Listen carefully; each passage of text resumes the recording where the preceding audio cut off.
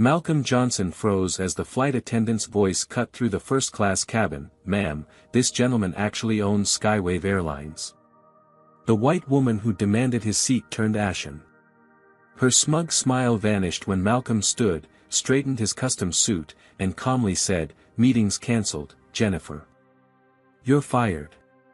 Before we dive into this incredible story of prejudice, power, and redemption, I'd love to know where you're watching from. Drop your location in the comments below. If you enjoy stories that reveal the uncomfortable truths about racism in America while delivering sweet justice, hit that like button and subscribe for more powerful content. Now, let's rewind and see how this dramatic confrontation began. The early morning sunlight streamed through the windows of Hartsfield-Jackson Atlanta International Airport as Malcolm Johnson strode confidently through Terminal A. At 45, he carried himself with the quiet assurance of someone who had fought for everything he'd achieved. His tailored charcoal suit, handmade Italian leather shoes, and platinum watch spoke of success, but the subtle glances and microaggressions that followed him through the terminal reminded him that to some, he would always be viewed through the lens of his skin color first. Malcolm approached Gate A-17, where Skywave Airlines Flight 342 to Chicago was preparing to board. As CEO of the airline, he could have easily arranged for private transportation or special treatment, but that wasn't Malcolm's way. Since acquiring the struggling regional carrier 5 years ago and transforming it into one of the fastest-growing airlines in the country, he made it a point to regularly travel as an ordinary passenger. "I want to experience what our customers experience," he told his executive team when implementing this policy. "How else will we know what needs improvement?" Today's flight was particularly significant. In Chicago, Malcolm had scheduled meetings with potential investors interested in backing Skywave's expansion into international routes. Years of strategic planning had led to this moment, and now his airline stood on the precipice of becoming a major global carrier. As he handed his boarding pass to the gate agent, Malcolm noticed her eyes widen slightly in recognition before she quickly composed herself. "Good morning, Mr. Johnson," she said, keeping her voice low. "Welcome aboard. Will you be needing anything special today?" Malcolm shook his head with a warm smile. "Just treat me like any other passenger, please. I'm traveling incognito." The gate agent nodded, understanding his request. Malcolm had been clear with all staff that during these quality check flights, he wanted authentic experiences, not special treatment that would mask potential service issues. Boarding the aircraft, Malcolm settled into seat 1A. The premium cabin was nearly empty, with just 3 other passengers so far. He noticed immediately how the flight attendants lavished attention on the white passengers while offering him only perfunctory service. One attendant even seemed to avoid eye contact entirely, a subtle slight that Malcolm had experienced countless times throughout his life. Rather than calling out the behavior, Malcolm mentally noted it for future training sessions. These were precisely the kinds of unconscious biases he was working to eliminate from his company culture. As he waited for takeoff, Malcolm's mind drifted back to his childhood in Chicago's South Side.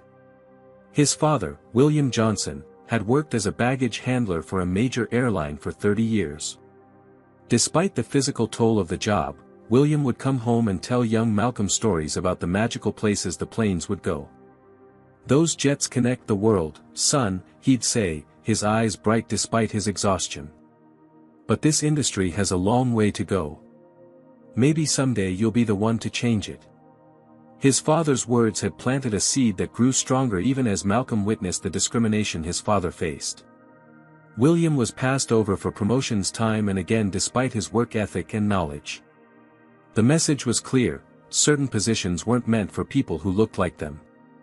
Those experiences had fueled Malcolm's determination. A scholarship to Morehouse College followed by an MBA from Wharton had opened doors, but Malcolm never forgot the lessons of his youth. He climbed the corporate ladder methodically, facing skepticism and prejudice at every level, until finally recognizing the opportunity to acquire Skywave when it faced bankruptcy. "Sir, can I get you anything before takeoff?" The flight attendant's voice pulled Malcolm from his memories. He noticed she'd already served drinks to the other first-class passengers without asking. "Just water, thank you," he replied politely, adding another mental note about the inconsistency in service. The boarding process continued as Malcolm reviewed his presentation for the investors. Today's meeting could set the trajectory for Skywave's future, and he was leaving nothing to chance. In 5 years, he had taken the airline from 12 regional routes to 45 domestic destinations. The international expansion would be his crowning achievement. His phone buzzed with a text from his executive assistant. Reynolds Marketing Group confirmed for 2 p.m. CEO Jennifer Reynolds will personally present their proposal. Malcolm nodded to himself. Reynolds Marketing was one of several firms competing for Skywave's advertising contract, a multi-million-dollar opportunity as the airline prepared to announce its international routes. As the final boarding call sounded, Malcolm put away his materials and prepared for departure. 5 years of strategic work had positioned Skywave for this moment of expansion. Despite all obstacles, he had built something remarkable. His father, though no longer living to see it, would be proud of what his son had accomplished. What Malcolm couldn't know was that the next few minutes would test his composure in ways that decades of corporate experience hadn't prepared him for. The final boarding announcement had just finished when the commotion began at the front of the aircraft. Malcolm glanced up from his phone to see a white woman in her late 30s hurrying down the jet bridge, her designer handbag swinging wildly as she rushed aboard. Her blonde hair was pulled back in a tight ponytail, and her expression communicated clear irritation at nearly missing the flight. "I made it," she announced to no one in particular, her voice carrying throughout the first-class cabin. Traffic was absolutely ridiculous. "I told the Uber driver to take the alternate route, but of course, he didn't listen." Malcolm returned his attention to his email, accustomed to tuning out such displays of entitlement. He heard rather than saw the woman making her way through the first-class cabin, stopping directly beside his row. "Excuse me," she said, her tone sharp. "I believe you're in my seat." Malcolm looked up, meeting the woman's impatient gaze. She held her boarding pass extended toward him as if it were evidence in a trial. "I'm in seat 1A, she continued before he could respond. "You'll need to move." With practiced calm, Malcolm reached for his own boarding pass on the console beside him. "I believe there's been a misunderstanding. This is my assigned seat." He showed her his ticket, which clearly displayed Seat 1A, along with his name, Malcolm Johnson. The woman barely glanced at his boarding pass before dismissing it with a wave of her hand. "There must be some mistake. I always book 1A when I fly. Check your ticket again." Malcolm kept his voice level, aware that such interactions required careful navigation. "I've double-checked my boarding pass. This is indeed my assigned seat. Perhaps the gate agent can help sort this out." His reasonable suggestion seemed to irritate the woman further. By now, several other passengers were watching the interaction with undisguised interest.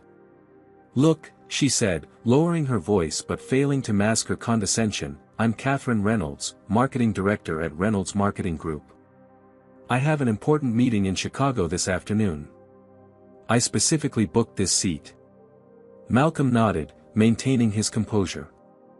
"I understand, Ms. Reynolds. I also have important business in Chicago today. However, the airline has assigned this seat to me." Catherine's eyes narrowed as she examined Malcolm more carefully, taking in his expensive suit and confident demeanor. Something in her expression shifted, but not toward recognition of her error. "Flight attendant," she called out, turning away from Malcolm as if he were no longer worth addressing directly. A young flight attendant named Alicia Davis approached, her expression professionally neutral despite the obvious tension. "How can I help?" she asked, looking between Catherine and Malcolm. "There seems to be a seating mix-up," Catherine said before Malcolm could speak. "I need to sit in 1A, but this gentleman is refusing to move." Malcolm noticed how Catherine had framed the situation, positioning him as the problem rather than acknowledging the possibility she might be mistaken.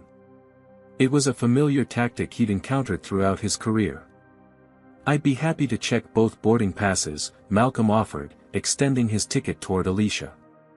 The flight attendant glanced at Malcolm's boarding pass but then turned her attention to Catherine's ticket, examining it more carefully. Malcolm noted the discrepancy in treatment, another data point for future training.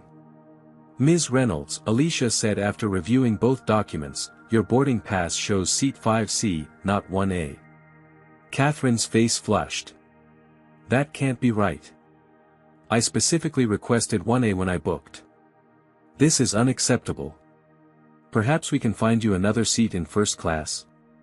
Alicia suggested, clearly hoping to defuse the situation quickly as other passengers were now boarding and being forced to navigate around the standoff in the aisle. "No," Catherine insisted, her voice rising. "I need this specific seat. People need to know their place and accommodate those with genuine business needs." The implication in her statement was clear enough that several passengers exchanged uncomfortable glances. Malcolm remained silent, watching how the situation would unfold, mentally documenting every moment. "I'm sure we can work something out," Alicia said, now looking uncomfortable. She turned to Malcolm. "Sir, would you mind moving to another first-class seat? We'd be happy to offer you a complimentary beverage for the inconvenience." Malcolm noted with interest how quickly the suggestion to move had been directed at him rather than at Catherine, despite him having the correct seat assignment. "I appreciate the offer," Malcolm replied evenly, "but I selected this seat specifically for the extra legroom. My boarding pass confirms this is my assigned seat." Catherine's expression hardened. "This is ridiculous. I'm going to be late for my meeting because of this confusion." She emphasized the last word as if suggesting Malcolm was deliberately causing problems. "Perhaps you could take my seat in 5C?" Malcolm suggested reasonably. "I believe it's an aisle seat in first class, so you'd still have a comfortable journey." "That's not the point," Catherine snapped. She turned to address the growing audience of passengers. "Can you believe this?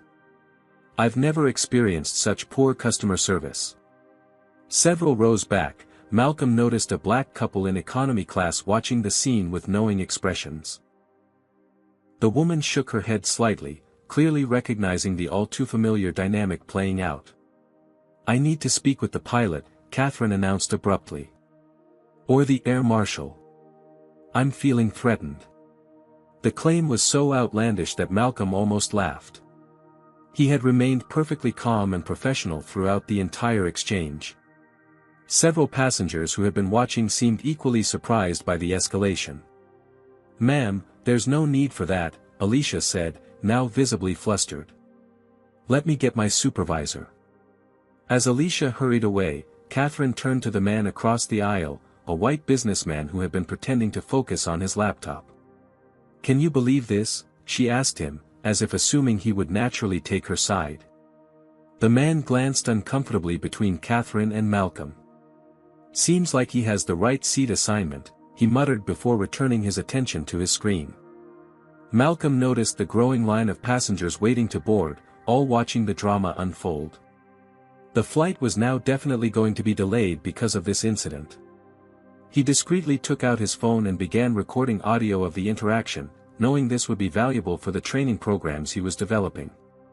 The lead flight attendant, Brian Parker, a tall man in his early 40s, arrived with Alicia trailing behind him.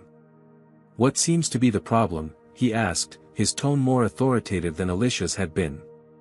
Catherine immediately turned her attention to Brian, speaking as if Malcolm weren't present. "This man is refusing to give me my seat. I'm going to miss an important business meeting in Chicago if we don't resolve this immediately." Malcolm noticed how she emphasized "this man," rather than addressing him by name or even acknowledging him directly. It was a subtle dehumanization tactic he had experienced many times before. Brian reviewed both boarding passes carefully. "Ms. Reynolds, your assigned seat is indeed 5C, not 1A. Mr. Johnson has been correctly assigned to seat 1A." Catherine's frustration visibly mounted. "There must be some mistake in your system. I specifically requested 1A. Requesting a seat and having it assigned are different matters," Brian explained with practiced patience. "According to our records, seat 1A was already assigned when you made your booking."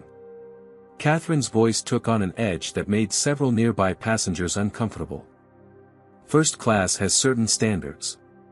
I'm sure we can come to some arrangement that satisfies everyone. The implication behind her words hung in the air. Malcolm remained silent, allowing the scene to play out, but he was acutely aware of what she was insinuating about his presence in first class. "Ma'am," Brian said firmly, "I need to ask you to take your assigned seat so we can proceed with departure. We're already behind schedule." "This is unacceptable," Catherine declared. "I want to speak with the captain immediately. And I want to know if there's an air marshal on board. I don't feel safe." Her claim was so disconnected from reality that even Brian seemed momentarily stunned. Malcolm had done nothing threatening whatsoever. "I'm going to have to ask you to lower your voice," Brian said, his professional demeanor starting to crack under the pressure. "You're disturbing other passengers." "I will not be silenced," Catherine insisted, her voice rising further.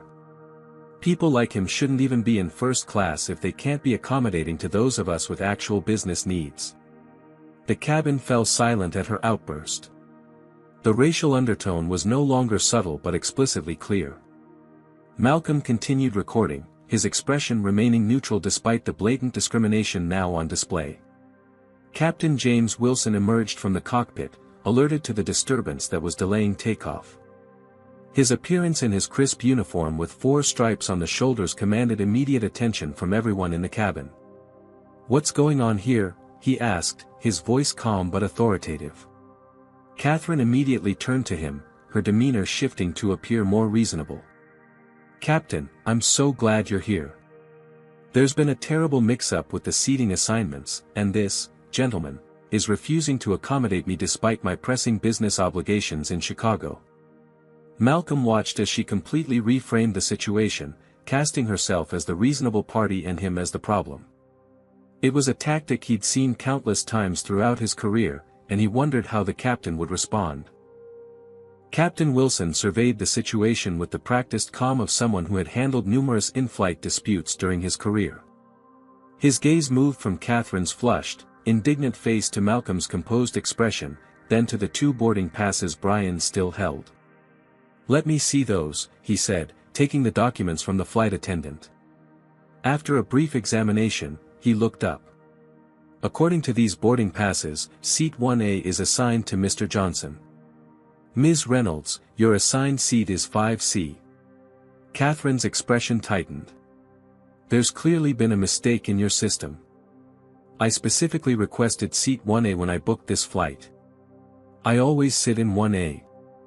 Our system doesn't make these kinds of mistakes," Captain Wilson replied evenly. "Seat assignments are final once issued.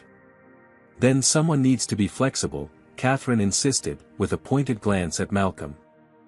"I have an important marketing presentation in Chicago this afternoon.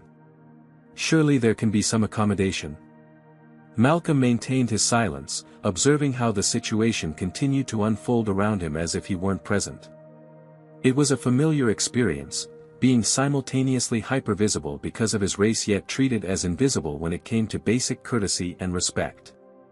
"Sir," Captain Wilson addressed Malcolm directly, "would you be willing to move to another first-class seat to resolve this situation?" Before Malcolm could respond, Catherine interjected, "See? Problem solved. He can move to 5C." Malcolm noticed several dynamics at play: how quickly the captain had asked him to compromise rather than enforcing the correct seat assignments, how Catherine presumed his compliance without waiting for his answer, and how the growing audience of passengers seemed uncomfortably aware of the racial dynamics at work. "Captain," Malcolm responded calmly, "I selected this seat specifically for the legroom, as I'll be reviewing important documents during this flight. My boarding pass confirms this is my assigned seat. I'd prefer to stay where I'm correctly booked." Catherine's face contorted with frustration. "This is outrageous. Do you know who I am? I represent Reynolds Marketing Group. We work with major airlines all the time.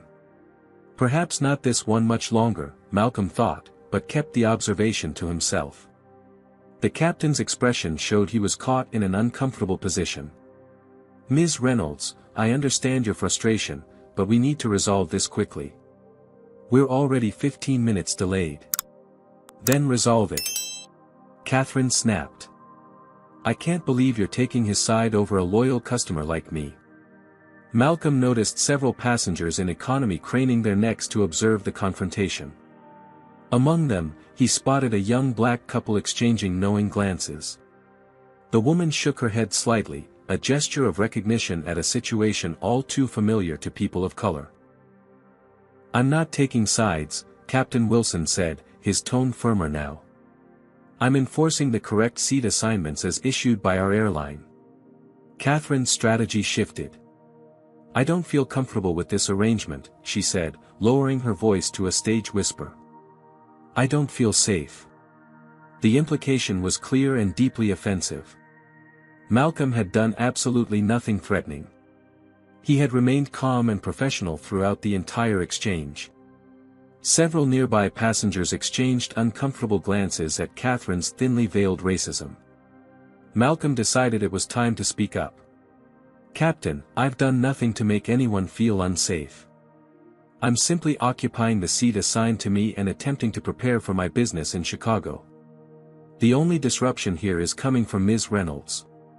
Catherine gasped as if shocked that he would defend himself. See how he's speaking to me? This is exactly what I'm talking about. Malcolm kept his phone recording in his hand, documenting every moment of the interaction. Catherine noticed this and pointed accusingly. He's recording me without permission. That's illegal, she declared. Actually, Malcolm replied calmly, recording in a public space where there's no reasonable expectation of privacy is perfectly legal. I'm documenting this interaction for legitimate purposes. This is harassment. Catherine insisted, turning to Captain Wilson. Are you going to allow this? The captain looked increasingly uncomfortable with the escalating situation. Sir, I'd appreciate it if you'd put your phone away. Ms. Reynolds, please take your assigned seat so we can depart. Catherine wasn't ready to concede. I want to speak with the air marshal right now. I demand protection. Several passengers audibly sighed or groaned at this dramatic escalation.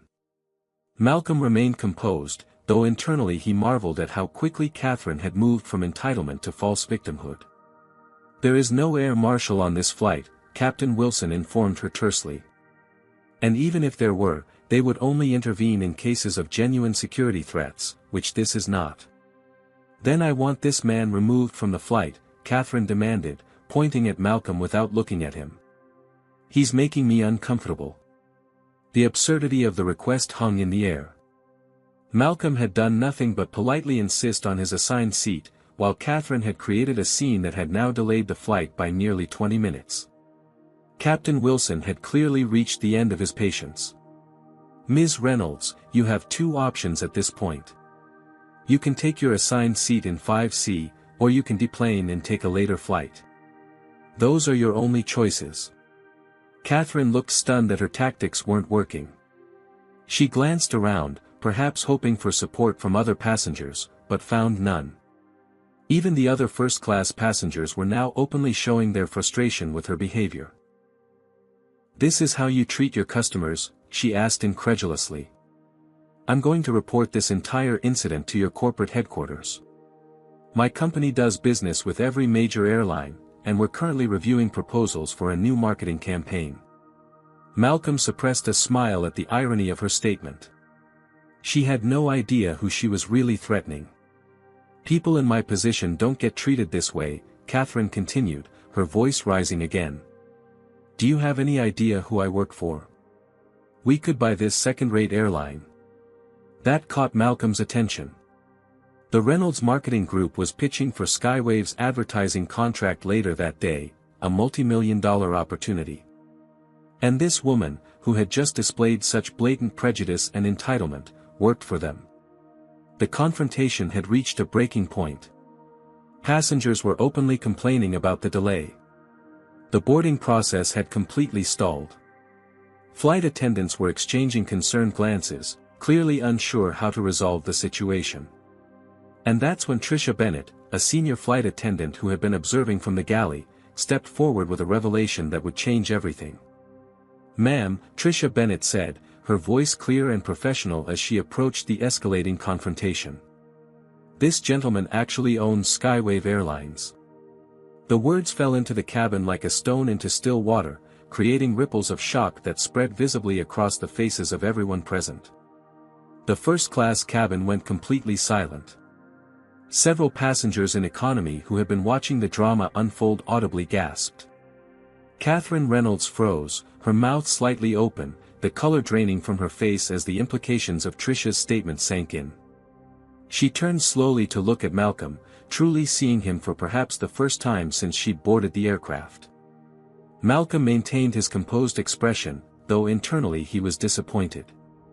He had wanted to travel anonymously to observe the authentic customer experience. Now that his identity was revealed, that opportunity was lost. Still, perhaps this would become a different kind of learning experience for his company. Captain Wilson's professional demeanor cracked slightly as realization dawned. "Mr. Johnson, I apologize for the disruption to your flight," he said, straightening his posture unconsciously. "It's Malcolm, James," Malcolm replied, acknowledging the captain by his first name. "We met at last month's leadership conference." Catherine's expression cycled rapidly through disbelief, embarrassment, and panic. You own." She seemed unable to complete a coherent thought. Malcolm stood, straightening his custom-tailored suit, and fully embraced his position for the first time since boarding. "Malcolm Johnson, CEO and majority shareholder of Skywave Airlines," he confirmed, extending his hand in a gesture that somehow managed to be both professional and slightly intimidating. Catherine did not take his offered hand. Instead, she clutched her designer handbag tighter, as if it might shield her from the consequences of her actions. "Reynolds Marketing Group," Malcolm continued, his voice level but carrying an unmistakable edge. "You're here to pitch for our advertising contract this afternoon. Jennifer Reynolds is your CEO, correct?" Catherine nodded mutely, the full weight of her situation becoming increasingly apparent with each passing second. "And you would be?" Malcolm prompted, though he had already guessed her identity from the interaction. "Catherine Reynolds," she managed, her voice barely audible. "Senior Marketing Director. Jennifer is my sister-in-law." The connection clicked in Malcolm's mind. He had reviewed the preliminary materials from Reynolds Marketing Group and recalled seeing Catherine's name and credentials. She was supposed to be part of the presentation team meeting with him later that day, a meeting worth potentially millions in advertising contracts. A meeting that would now never happen. "Meetings cancelled," Malcolm stated definitively. "And I'll be informing Jennifer personally about why Reynolds Marketing Group will not be considered for Skywave's business." The implications of his words hit Catherine with visible force. She seemed to physically shrink before the eyes of everyone watching. "Mr. Johnson, please, there's been a terrible misunderstanding," she began, her tone transformed completely from the entitled demands of moments earlier. "No misunderstanding at all," Malcolm replied calmly. "Everything that happened here was perfectly clear to everyone who witnessed it." He gestured subtly to the other passengers, many of whom were now recording the interaction on their phones. "Have you ever witnessed someone's privilege collapse right before your eyes? Comment 1 if you think Malcolm handled this situation with incredible grace, or 2 if you think Catherine deserved an even stronger response. Don't forget to hit that like button if you're enjoying this real-life lesson in consequences. Are you curious about what happened next? Keep watching to see how Malcolm transformed this ugly incident into something unexpectedly powerful. "Ms. Reynolds," Malcolm continued, addressing Captain Wilson rather than Catherine directly, "will need to be reseated. Perhaps somewhere in economy, since first class clearly has standards." He deliberately echoed her earlier words, a subtle reminder of her discriminatory implications. Catherine's face flushed crimson at hearing her own words reflected back to her. "Please," she said, her voice barely audible. "I can't lose this account. It would destroy my career." "You should have considered that before attempting to bully your way into a seat that wasn't yours," Malcolm replied, his tone matter-of-fact rather than vindictive. And before making racist insinuations about who belongs in first class. Several passengers nodded in agreement. One woman in the second row even applauded briefly before catching herself. "Tricia," Malcolm addressed the flight attendant who had revealed his identity, "please find Ms. Reynolds an available seat so we can get this flight underway. I believe we've all been delayed long enough." Tricia nodded professionally. "Right away, Mr. Johnson." As Catherine was escorted toward the back of the plane, Malcolm returned to seat 1A, took out his phone, and sent a brief text to his executive assistant, "Cancel Reynolds Marketing Group meeting. I'll explain later. Research other agencies on our shortlist." Captain Wilson lingered awkwardly by Malcolm's seat. "Mr. Johnson, I want to apologize for how this situation was handled. If I had recognized you immediately." Malcolm held up his hand, stopping the captain mid-sentence. "That's precisely the problem, James. The correct response shouldn't depend on recognizing me as the CEO. Any passenger with a valid boarding pass deserves the same respect and enforcement of policy." The captain nodded, chastened. "You're absolutely right. I apologize. We'll discuss this incident and its implications for our training programs back at headquarters," Malcolm said. "For now, let's get this flight in the air. I believe we're all eager to reach Chicago." As Captain Wilson returned to the cockpit, Malcolm noticed how the energy in the cabin had shifted. Flight attendants who had previously offered him only perfunctory service now hovered attentively. Passengers who had ignored him earlier were now trying to catch his eye, smiling in solidarity or perhaps hoping to make a connection with the airline CEO. The transformation was both telling and troubling. Malcolm had experienced this phenomenon throughout his career, the way people's treatment of him changed dramatically once they discovered his status. It reinforced his conviction that Skywave needed to address unconscious bias at every level of the organization. As the plane finally began its taxi toward the runway, Malcolm felt his phone vibrate with an incoming call. It was Jennifer Reynolds, Catherine's sister-in-law and CEO of Reynolds Marketing Group. He declined the call and put his phone in airplane mode. That conversation could wait until he was on the ground in Chicago. For now, he had an airline to run and systemic issues to address. The incident with Catherine Reynolds had merely highlighted problems he already knew existed. The question was, how would he transform this uncomfortable confrontation into meaningful change?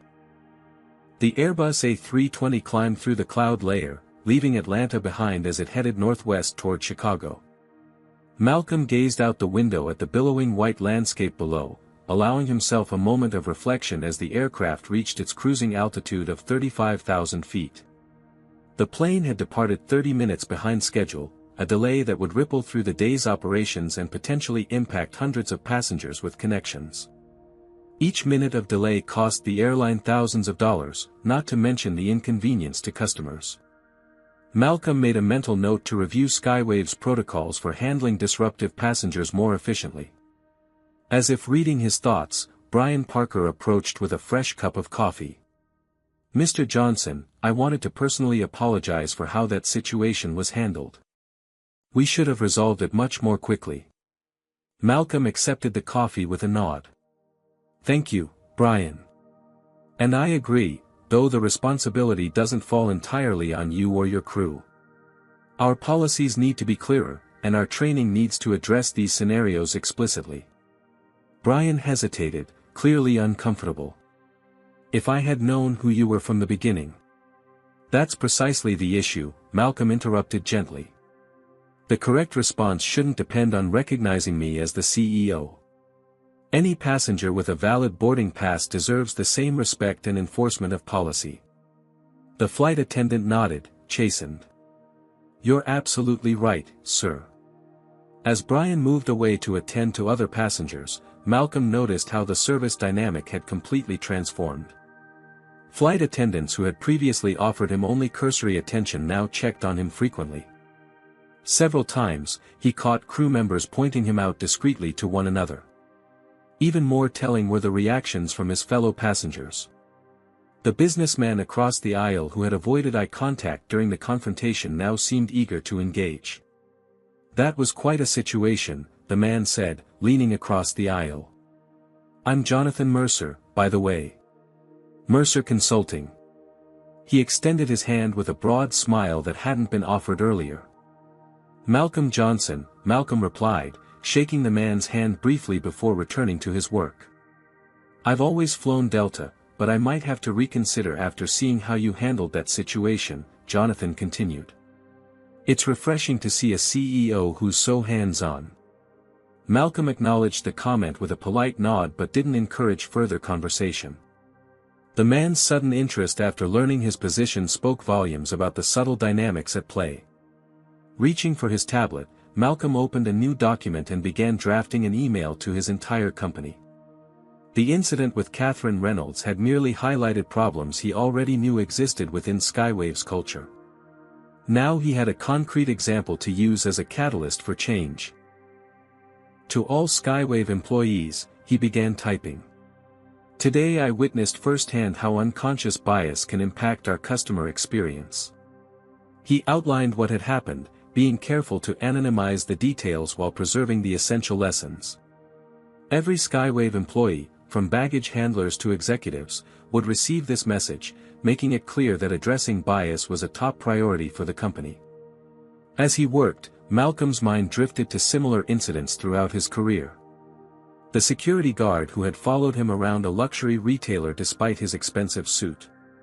The executive who had mistaken him for wait staff at a business function.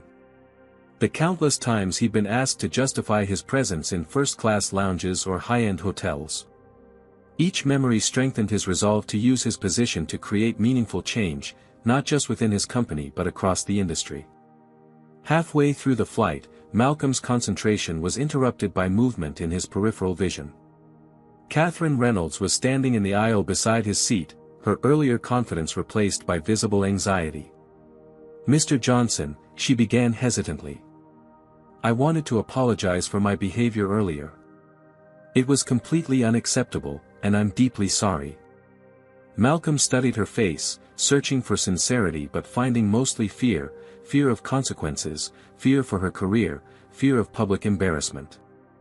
The apology seemed motivated more by self-preservation than genuine remorse. Ms. Reynolds, he replied evenly, I appreciate you coming forward, but this isn't the appropriate time or place for this conversation. If you'd like to discuss what happened, we can do so in a professional setting after we land. Catherine seemed taken aback by his response, perhaps expecting immediate forgiveness to ease her conscience. Of course, she said, recovering quickly. I understand. But please know that what you saw earlier, that's not who I really am. I was just stressed about the presentation. Malcolm's expression remained neutral. We all reveal who we truly are under pressure, Ms. Reynolds. Now, if you'll excuse me, I have work to complete before we land. Dismissed, Catherine had no choice but to return to her seat in economy. As she made her way back down the aisle, Malcolm noticed several black passengers giving him subtle nods of recognition and support. One elderly gentleman even gave him a discreet thumbs up. These silent acknowledgments carried a weight of shared experience that transcended words. Malcolm returned to his tablet, but his focus had shifted. He opened his messaging app and typed a text to his childhood friend Terrell Washington, who had supported his dreams when others had doubted him. You won't believe what just happened on my flight, he wrote, sharing the story with someone who would understand its full context and implications. Terrell's response came quickly, not surprised, brother. Same story, different day. But now you're in a position to do something about it. What's your move? That was the question, wasn't it? Malcolm had built Skywave from a struggling regional carrier into a successful national airline precisely because he understood that true leadership meant turning challenges into opportunities. Opening another document, Malcolm began reviewing Skywave's customer service policies and employee training materials. The incident had exposed gaps in how the airline handled conflicts, particularly those with racial undertones. It was time for comprehensive change.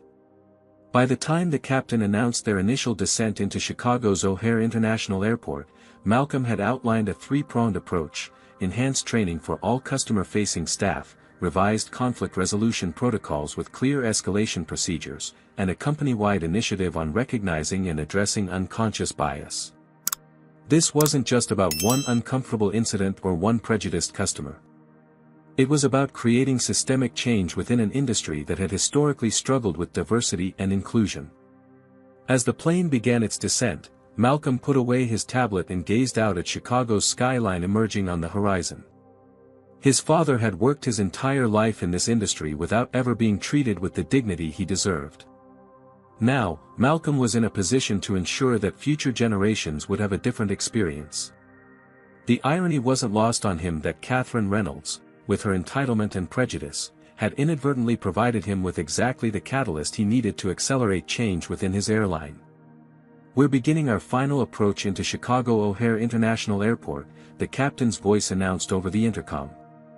"Flight attendants, prepare the cabin for landing." Malcolm fastened his seatbelt, prepared for both the landing and the confrontation that awaited him on the ground. The jet bridge extended to meet Skywave Flight 342 as it sat at Gate C-17 of Chicago O'Hare International Airport. Malcolm gathered his belongings unhurriedly, watching as Catherine Reynolds positioned herself near the exit, clearly waiting for him. Her body language betrayed her anxiety, shoulders tense, weight shifting from foot to foot, fingers fidgeting with the strap of her designer handbag. Malcolm was in no rush to engage.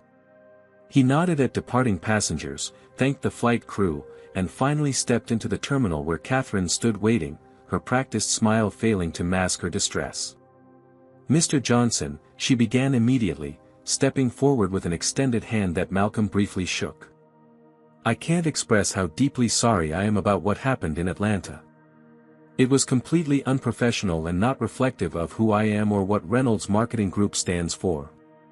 Malcolm noted how her apology centered on professionalism rather than acknowledging the racial undertones of her behavior. It was a telling omission. "Ms. Reynolds," he replied evenly, "I appreciate you taking the time to apologize, but I'm due at a meeting. If you'd like to discuss this further, we can do so in the Skywave VIP lounge in 30 minutes. Without waiting for her response, Malcolm continued walking, aware from the clicking of heels behind him that Catherine was following at a respectful distance. Several travelers recognized him. Skywave's marketing had featured its CEO prominently, and Malcolm acknowledged their greetings with warm smiles that contrasted with the businesslike demeanor he'd shown Catherine. In the exclusive quiet of the Skywave VIP lounge, Malcolm selected a private meeting room with glass walls, visible enough to maintain propriety but insulated enough for a candid conversation. He asked the lounge attendant for coffee and water before taking a seat at the small conference table. Catherine arrived moments later, visibly relieved to have been granted this opportunity. The confidence that had characterized her earlier entitlement was gone, replaced by a careful humility that struck Malcolm as calculated rather than genuine. "Thank you for meeting with me," she began after they were settled with their beverages. "I want to explain my behavior on the flight." "I'm listening," Malcolm replied, his expression neutral. Catherine took a deep breath. "I was incredibly stressed about our presentation today. Reynolds Marketing has been pursuing the Skywave account for months, and this meeting represented a major opportunity for our firm. When I nearly missed the flight, I panicked." Malcolm nodded but remained silent, allowing her to continue. "I'm not normally like this," she insisted, leaning forward. "Ask anyone at Reynolds. I've led our diversity initiatives for the past 2 years. We've increased minority representation in our firm by 20%. I mentor 2 young black women in our junior associate program." The defensiveness in her tone was unmistakable, the familiar refrain Malcolm had heard countless times after similar incidents.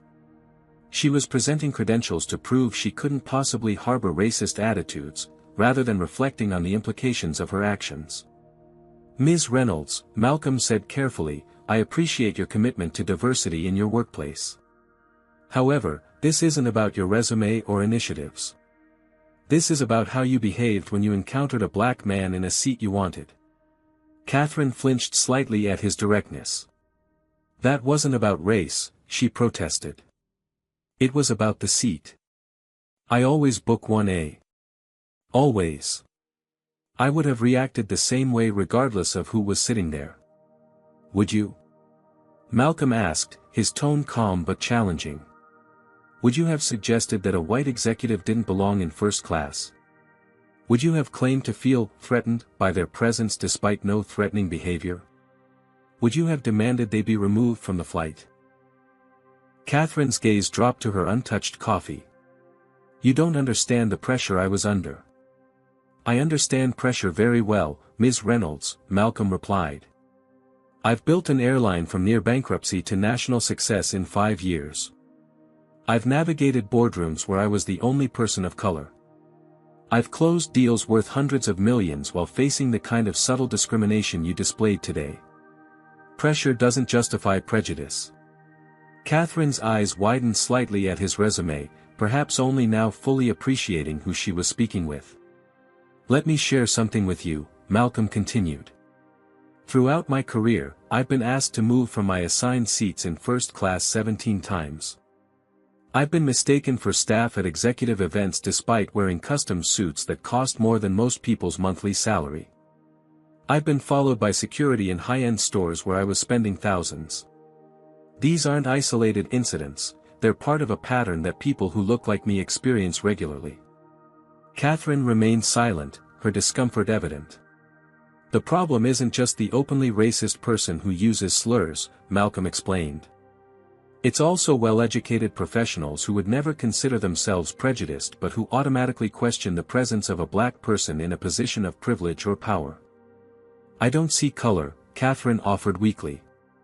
I treat everyone the same. Malcolm shook his head. That statement itself is part of the problem. Claiming not to see color erases the lived experiences of people of color and ignores the very real biases that persist in our society. It's not about being colorblind, it's about recognizing differences without assigning them negative value. Catherine opened her mouth to respond but was interrupted by the arrival of a woman who shared her blonde hair and facial features, though the newcomer appeared slightly older and considerably more distressed. Catherine, the woman exclaimed, rushing into the meeting room. I've been calling you non-stop since Atlanta. Jennifer, Catherine stood quickly. I was just explaining to Mr. Johnson. Mr. Johnson, Jennifer Reynolds interrupted, extending her hand. Jennifer Reynolds, CEO of Reynolds Marketing Group. I cannot begin to express how horrified I am by what happened on your flight this morning. Malcolm stood and shook her hand briefly. Ms. Reynolds. I appreciate you coming personally. Jennifer's perfectly tailored suit and commanding presence marked her as someone accustomed to controlling difficult situations. Catherine is my sister-in-law, she explained, as if this personal connection might somehow mitigate the situation. I want to assure you that her behavior today in no way reflects the values of our company. Actually, Malcolm replied carefully, I believe it does. Both women stared at him, startled by his bluntness. Corporate culture flows from leadership, Malcolm continued. If Reynolds Marketing truly valued diversity and inclusion as core principles rather than marketing talking points, those values would be reflected in the behavior of your senior staff, particularly family members in leadership positions. Jennifer's professional composure cracked slightly. Mr. Johnson, we've invested heavily in diversity initiatives. Our firm has won awards for inclusion. Catherine made a terrible mistake today, but please don't let that color your perception of our entire organization. Malcolm noted her unfortunate choice of words but didn't comment on it directly. A company's commitment to diversity isn't measured by initiatives or awards, Ms. Reynolds. It's measured by how people behave when they think no one important is watching. Catherine winced visibly at this pointed observation. We want to make this right, Jennifer insisted. Catherine will, of course, no longer be involved with the Skywave account. She'll be taking immediate leave while we assess appropriate disciplinary action. Malcolm observed how quickly Jennifer had moved to sacrifice her sister-in-law to save the business relationship. It was telling about both the company's priorities and the family dynamics. Firing Catherine isn't the solution, Malcolm said, surprising both women. That simply removes the symptom without addressing the underlying condition.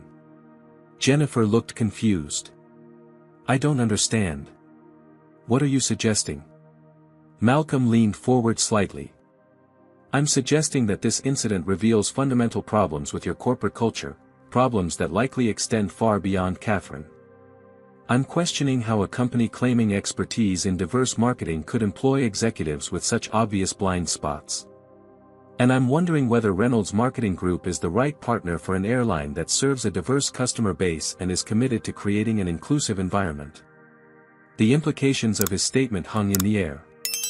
The Skywave contract represented millions in potential revenue for Reynolds Marketing, revenue that was now in jeopardy because of Catherine's behavior. What can we do?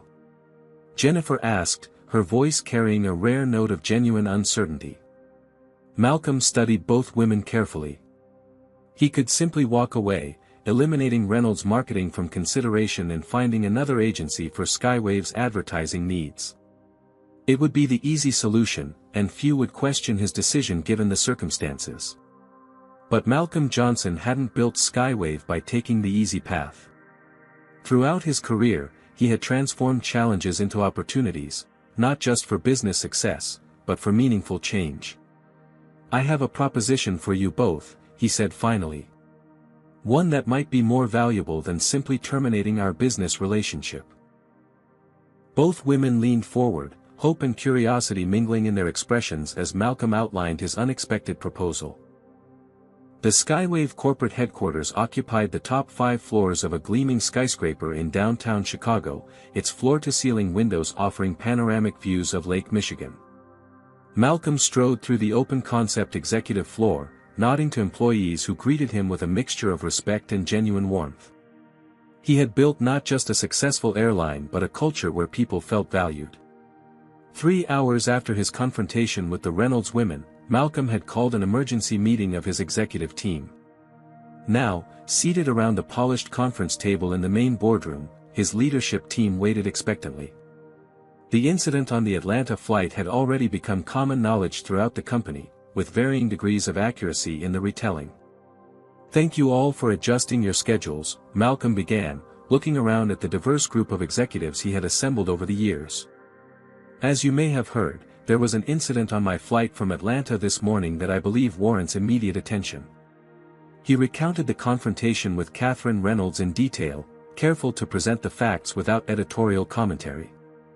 Several executives exchanged glances as the story unfolded, particularly Gabrielle Washington, the company's chief operating officer, whose expression grew increasingly troubled.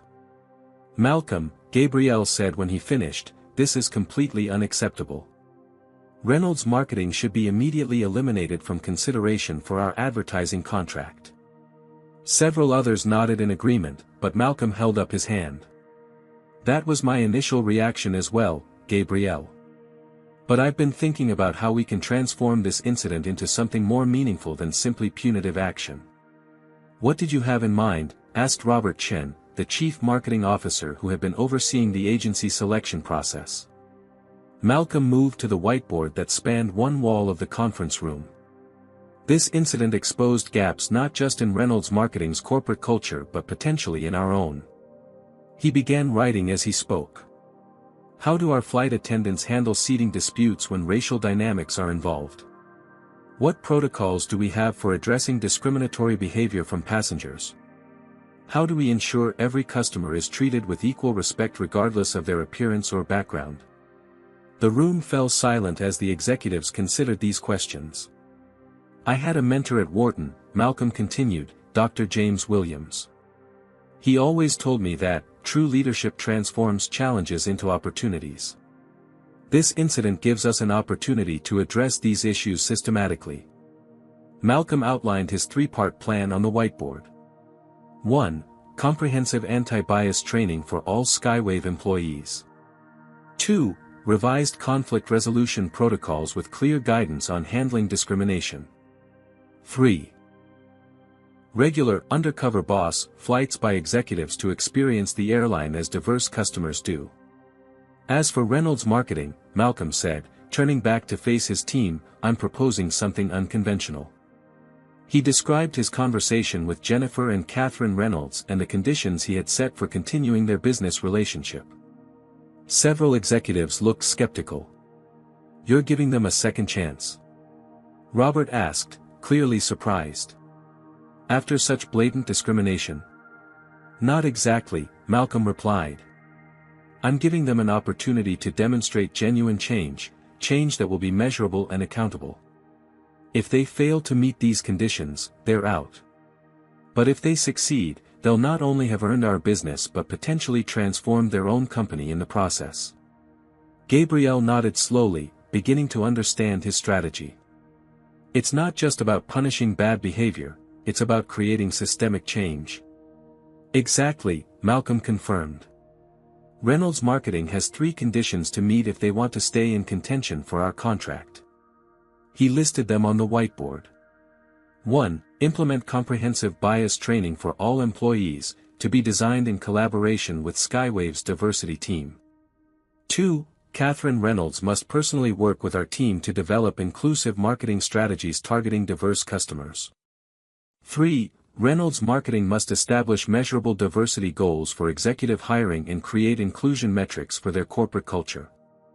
"These aren't just checkboxes," Malcolm emphasized. "We'll require documentation, regular progress reports, and measurable outcomes. If they fail to meet any of these conditions, they're automatically disqualified." The room was quiet as his team considered the proposal. Finally, Gabriel spoke. "It's risky, Malcolm. What if they just go through the motions without genuine change?" "Then we'll know," Malcolm replied confidently.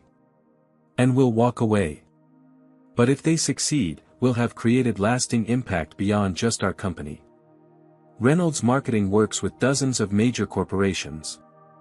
The changes we require could influence how they approach all their client work. Robert looked thoughtful. "It's an innovative approach. Most companies would just cut ties and issue a press release condemning their behavior." "That's the easy path," Malcolm acknowledged. "But it doesn't create lasting change. It just shifts the problem elsewhere and lets us feel righteous without doing the harder work of transformation." As the discussion continued, Malcolm's phone buzzed with an incoming text. It was from his father's old friend and fellow baggage handler, Uncle Ray. "William would be proud of you today, son. Word spreading about what happened on that flight. You're changing things, just like you promised him." Malcolm felt a tightness in his throat as he read the message. His father had never lived to see his son become an airline CEO, but he had instilled the values that guided Malcolm's leadership. The conversation around the table had evolved into a broader discussion of Skywave's culture and practices. Ideas were flowing freely, with executives building on each other's suggestions for how to strengthen the company's commitment to inclusion. "This is exactly why I brought this to all of you," Malcolm said, pleased with the engagement. "We're not just responding to one incident, we're using it as a catalyst to make Skywave better." As the meeting concluded, Malcolm assigned specific responsibilities to each executive for implementing different aspects of the plan. They would reconvene in 1 week to review progress. Walking back to his office afterward, Malcolm was surprised to find several emails from other black executives in the aviation industry. Somehow, word of the incident had spread despite his discretion. "Heard what happened on your flight," wrote the CFO of a major international carrier. "Not surprised, but impressed by how you handled it. Many of us have similar stories. Maybe it's time we formed a coalition to address these issues industry-wide."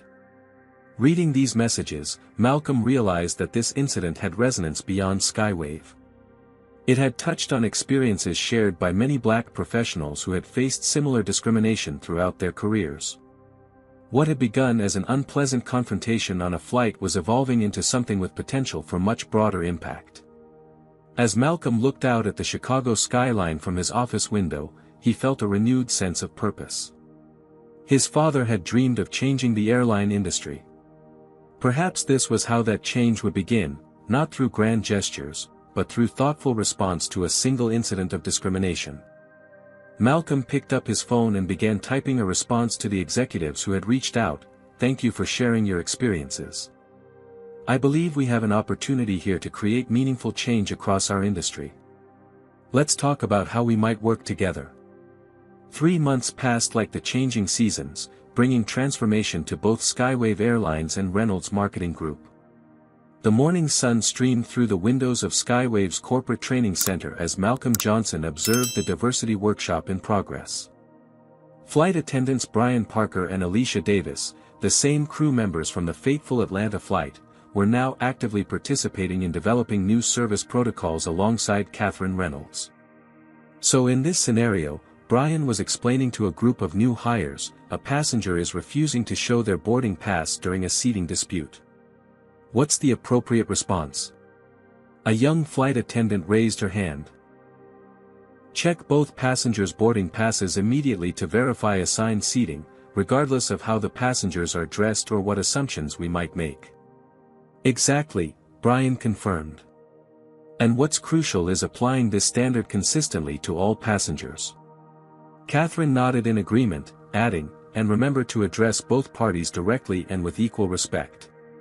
One of the most common manifestations of bias is speaking to one person while essentially ignoring the other. Malcolm watched this exchange with quiet satisfaction. Catherine's transformation over the past 3 months had been remarkable, not the superficial compliance he had initially expected, but a genuine evolution in understanding. After spending weeks working directly with Skywave's diversity team, experiencing the airline from multiple perspectives, and confronting her own blind spots, Catherine had become one of the most committed advocates for the new training program. The incident that could have ended her career had instead catalyzed profound personal growth. More importantly, it had sparked systemic change throughout both organizations. Skywave had implemented comprehensive training for all employees, using the anonymized incident as a case study in how bias can manifest in customer service interactions. Flight crews now received specific guidance on handling seating disputes and discriminatory behavior from passengers. The company had revised its service protocols to ensure consistent treatment of all customers, regardless of appearance or background. Perhaps most impactful was the "Respect in the Skies" campaign that had emerged from this collaboration. Catherine had worked closely with Skywave's marketing team to develop advertising that subtly highlighted diversity while emphasizing dignity for all passengers. The campaign had resonated strongly with customers, particularly those from minority communities who had experienced discrimination in their travels. Malcolm slipped out of the training session and headed to his office, reflecting on how much had changed in a relatively short time. His phone buzzed with a calendar reminder. He was scheduled to deliver the keynote address at the National Aviation Conference that afternoon, speaking on inclusive business practices in the airline industry. As he reviewed his speech, Malcolm's assistant knocked on his door. "Mr. Johnson, Jennifer Reynolds is here to see you." Jennifer entered the office with a confidence tempered by the humility she had developed over the past months. "Malcolm, I wanted to thank you personally before your speech today. What you've done for our company goes far beyond a business relationship." Malcolm gestured for her to take a seat. "The changes at Reynolds Marketing have been impressive, Jennifer. Your quarterly report exceeded all the benchmarks we established." Indeed, Reynolds Marketing had not merely complied with Malcolm's conditions but embraced them wholeheartedly. The firm had implemented comprehensive bias training, established measurable diversity goals for executive hiring, and created inclusion metrics that were now part of their corporate scorecard. Most significantly, they had begun applying these principles to all their client work, influencing how they approached marketing for dozens of major corporations. "It wasn't easy," Jennifer admitted. "We lost 2 clients who weren't comfortable with our new approach. But we've gained 7 new ones who specifically sought us out because of our commitment to inclusive marketing. Sometimes doing the right thing comes with short-term costs but long-term benefits," Malcolm observed. Jennifer nodded. "Catherine asked me to give you this." She handed Malcolm a sealed envelope. "She wanted you to have it before your speech." Malcolm opened the envelope to find a handwritten note. "Mr. Johnson. 3 months ago, I would have written this note solely to protect my job and our company's business interests. Today, I write with genuine gratitude for the opportunity you gave me to confront my biases and grow from them. You could have simply fired our firm and publicly condemned my behavior. Instead, you chose a path that created real change, not just for me, but for our entire organization and all the clients we serve. The incident on that flight was deeply painful and embarrassing, but it has led to the most significant professional and personal growth of my career. I will carry these lessons forward in all that I do. With sincere appreciation. Catherine Reynolds. Malcolm carefully folded the note and returned it to its envelope. Thank you for sharing this, Jennifer. It means a great deal. After Jennifer left, Malcolm gathered his materials for the conference. As he was about to leave, his phone rang with a call from Robert Chen, his CMO. Malcolm, have you seen the latest customer satisfaction numbers? Robert asked excitedly. Not yet. I was just heading out. They're up 12% overall, but here's the remarkable part, among minority passengers, satisfaction has increased by 23%. The Respect in the Skies campaign is resonating strongly with demographics we've struggled to connect with in the past. Malcolm smiled at this confirmation that their efforts were having measurable impact. That's excellent news, Robert. Included in next week's executive briefing. I want everyone to see the business case for inclusion. Later that afternoon, Malcolm stood at the podium of the Grand Ballroom at the Chicago Convention Center, facing hundreds of aviation industry executives. His keynote address on inclusive business practices had drawn a capacity crowd, including several civil rights leaders who had recognized Skywave's efforts to address discrimination in air travel. The aviation industry has a complicated history with diversity and inclusion, Malcolm began, scanning the audience. For decades, people who looked like me were limited to service roles, denied opportunities for advancement, and often treated with disrespect even as paying customers. He paused, noting Catherine Reynolds seated in the middle of the audience, now serving as Skywave's diversity consultant. Their eyes met briefly, acknowledging how far they had both come since that confrontation in first class. But today, I want to talk about transformation, not just diversity initiatives that check boxes, but fundamental changes in how we operate our businesses and serve our customers. Malcolm shared the story of the incident on Flight 342, anonymizing Catherine's identity but detailing how it had led to systematic changes throughout Skywave. He explained the three-part approach they had implemented and the measurable results they had achieved. The easy response to discrimination is punishment, Malcolm told the audience. It's satisfying, it's swift, and it allows us to feel righteous without doing the harder work of transformation. But true leadership requires more. It requires us to ask, how can we turn this painful moment into an opportunity for lasting change? As he concluded his speech, Malcolm noticed several executives taking notes with unusual intensity. Representatives from 3 major airlines approached him immediately afterward, asking for private meetings to discuss implementing similar programs at their companies. Your speech was powerful, said the CEO of a European carrier. We've been struggling with these issues for years but lacked a framework for addressing them systematically. You've provided that today. Malcolm exchanged contact information with several industry leaders, recognizing that the impact of his approach was beginning to extend far beyond Skywave. What had begun as an ugly incident of discrimination was catalyzing change throughout the aviation industry. As the conference attendees filed out of the ballroom, Catherine approached Malcolm. That was inspiring, she said simply. Thank you for not mentioning me by name. This isn't about public shame, Malcolm replied. It's about creating systems that bring out the best in people rather than the worst. Catherine nodded, understanding the deeper meaning in his words. Our new campaign launches next week, she said. The focus groups have been overwhelmingly positive. The Respect in the Skies campaign that Catherine had developed with Skywave's marketing team had already won industry recognition for its innovative approach to highlighting diversity. Rather than the tokenistic representation common in airline advertising, the campaign authentically depicted the varied experiences of travelers while emphasizing dignity for all passengers. I saw the final cuts, Malcolm confirmed. The work is excellent. As Catherine walked away, Malcolm felt a sense of completion. The incident that could have ended with simple retribution had instead sparked transformation not just for one person or company, but potentially across an entire industry. His phone buzzed with a text from his father's old friend, Uncle Ray. "Saw you on the live stream. William would be so proud, son. You didn't just claim your seat, you built a bigger table." Malcolm smiled at the message, remembering his father's words from long ago.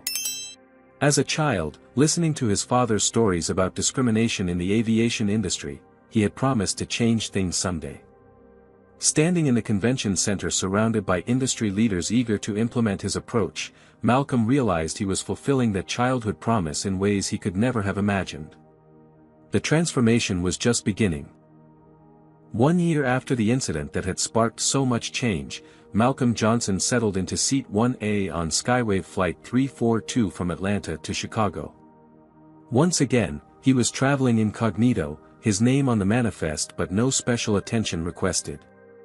This anniversary flight was an opportunity to assess how deeply the changes had taken root within his airline's culture. The morning light filtered through the cabin windows as Malcolm observed the boarding process with a careful eye. The flight attendants moved through the cabin with practiced efficiency, treating each passenger with the same respectful attention regardless of appearance or seat assignment. There were no subtle differences in how they interacted with passengers of different backgrounds, one of the key issues Malcolm had worked to address over the past year. "Would you like a pre-departure beverage, sir?" asked a young black flight attendant named Zara Williams, offering Malcolm the same options she had presented to every first-class passenger. "Water would be fine, thank you," Malcolm replied, noting her professional demeanor. As Zara poured his water, she leaned slightly closer and lowered her voice. "I know we're supposed to treat you like any other passenger, Mr. Johnson, but I wanted to say, you're the reason I applied to work here." Malcolm looked up, surprised both by her recognition of him despite his low profile and by her statement. "How so?" "My mother was a flight attendant for 30 years, Zara explained. "She experienced, well, a lot of what you've been working to change. When I saw the initiatives you implemented after that incident last year, I knew Skywave was different. I wanted to be part of it." Malcolm nodded, touched by her words. "Thank you for sharing that, Zara. And for respecting my incognito status." "Of course, sir," she replied with a smile, resuming her professional demeanor as she continued down the aisle. As the boarding process continued, Malcolm noticed a familiar face entering the first-class cabin. Catherine Reynolds, now Skywave's diversity consultant, was traveling to Chicago for the quarterly review meeting. She spotted Malcolm and gave him a respectful nod, then took her assigned seat several rows behind him without any unnecessary interaction that might have revealed his identity to other passengers. The transformation in Catherine over the past year had been remarkable. What had begun as a punitive condition for maintaining her company's business relationship had evolved into a genuine commitment to change. Catherine now led diversity initiatives not just for Reynolds Marketing but for several major corporations, sharing the lessons she had learned from her own painful experience. As the plane pushed back from the gate, Malcolm's phone buzzed with a final text before he would need to switch to airplane mode. It was from his father's old friend, now retired from his decades of service as a baggage handler. "Saw the article about Skywave in Black Enterprise. So proud of you, son." William would be beaming. Malcolm smiled as he read the message. The article had highlighted Skywave's industry-leading diversity initiatives and the measurable improvements in customer satisfaction across all demographic groups. What had begun as an unpleasant confrontation had catalyzed change that now extended far beyond one airline or marketing agency. The plane taxied toward the runway as Malcolm gazed out the window, reflecting on the journey of the past year. Skywave had implemented comprehensive anti-bias training for all employees, with regular refresher courses to ensure the lessons remained fresh. Flight crews now received specific guidance on handling seating disputes and discriminatory behavior from passengers. The company had revised its service protocols to ensure consistent treatment of all customers. But perhaps most significantly, Malcolm had spearheaded the formation of the Aviation Inclusion Coalition, bringing together executives from across the industry to address systemic issues of discrimination in air travel.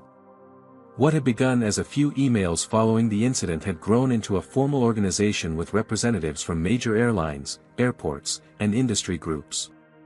The Respect in the Skies campaign that Catherine had developed with Skywave's marketing team had won multiple awards and been adopted as a model by other transportation companies. Rather than tokenistic representation, the campaign authentically depicted the varied experiences of travelers while emphasizing dignity for all passengers. As the plane accelerated down the runway and lifted into the clear blue sky, Malcolm recalled his father's words from his childhood, "Son, don't just claim your seat at the table. Build a bigger table where everyone has a place." William Johnson had worked his entire life in the shadow of an industry that often failed to recognize his humanity and dignity. He had endured discrimination and disrespect while loading the baggage of passengers who would never know his name. But he had instilled in his son not bitterness, but determination, the drive to create meaningful change from within. As Skywave Flight 342 climbed above the clouds, Malcolm smiled at how his father's wisdom continued to guide him. He hadn't just claimed his seat in first class or in the executive suite. He had used his position to build a bigger table, one where everyone, regardless of their background, could be treated with equal respect and dignity. The incident with Catherine Reynolds could have ended with simple retribution, the satisfaction of putting someone in their place after they had attempted to do the same to him. Instead, it had sparked transformation not just for one person or company, but across an entire industry. That, Malcolm reflected as the plane leveled off at cruising altitude, was his father's true legacy. Malcolm Johnson's story teaches us that true leadership transforms challenges into opportunities for systemic change. When faced with discrimination, Malcolm chose a path of transformation rather than simple retribution. He recognized that punishing Catherine might have provided momentary satisfaction but would have done nothing to address the underlying biases that created the situation in the first place. By holding Catherine and Reynolds' marketing accountable while simultaneously giving them an opportunity to grow, Malcolm created lasting change that extended far beyond one individual or company. He demonstrated that addressing racism requires both accountability and opportunity for growth. The story also highlights how racial bias operates in professional settings, the subtle ways people of color are treated differently until their status is revealed, and how quickly that treatment can change once power dynamics shift. Malcolm's approach shows us that effective leaders don't just navigate these dynamics, they actively work to transform them. Perhaps most importantly, Malcolm honored his father's legacy not through anger or vengeance, but by building systems that promote dignity and respect for everyone. He didn't just claim his seat at the table, he built a bigger table where everyone has a place. What would you have done in Malcolm's position? Would you have chosen the path of transformation like he did, or would immediate consequences have felt more satisfying? Share your thoughts in the comments below. If you've ever witnessed or experienced discrimination in professional settings, how did you respond? Your stories might help others navigate similar situations. Don't forget to hit that like button if this story resonated with you, and subscribe for more powerful content that explores the complexities of race, power, and leadership in America today. Share this video with someone who needs to hear that transformation is possible, even in the face of prejudice and discrimination. Thank you for watching, and remember, sometimes our greatest impact comes not from putting others in their place, but from creating spaces where everyone is treated with equal dignity and respect.